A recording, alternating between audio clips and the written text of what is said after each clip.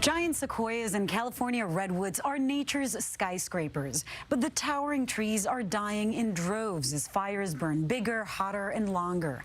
In tonight's Weekend Journal, CBS's Charlie DeMar shows us how scientists are trying to save the threatened western woods by sowing their seeds in northern Michigan.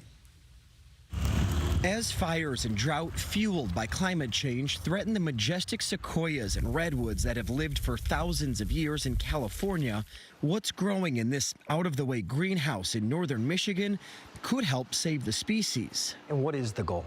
The real goal for me is to protect and propagate as many different species as we can. Jared Millark and the team at the Archangel Ancient Tree Archives are in a race against climate change and the toll it's taking on ancient trees. They collect samples from sequoias and redwoods, clone them, then replant them in places that need to be reforested.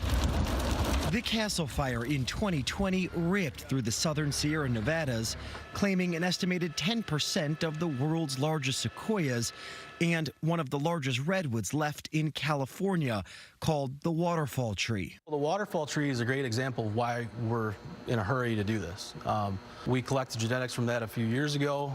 We actually were able to take some of those clones and give them back to the community there to replant. Just as importantly, they are archiving the tree's genetic materials as insurance so they'll be available to clone.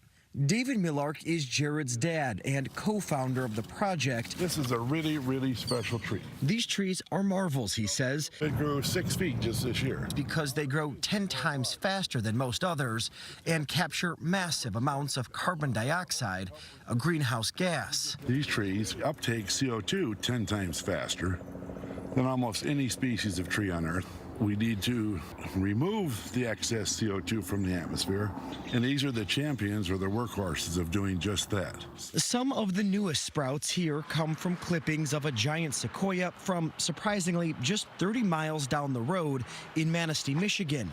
The tree has grown 116 feet tall in less than 75 years and is particularly promising because it's thrived much farther north than where most grow naturally. What does that tell you? I think it's a great example of how they can adapt and survive in different environments. The hope is these seedlings can be planted in colder places. Nice, healthy trees. Turning these climate change champions loose where they've never been before.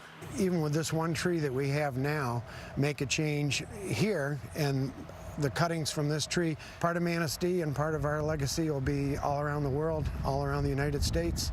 I couldn't be happier. A new age approach using some of the world's oldest trees to fight climate change, one clone at a time.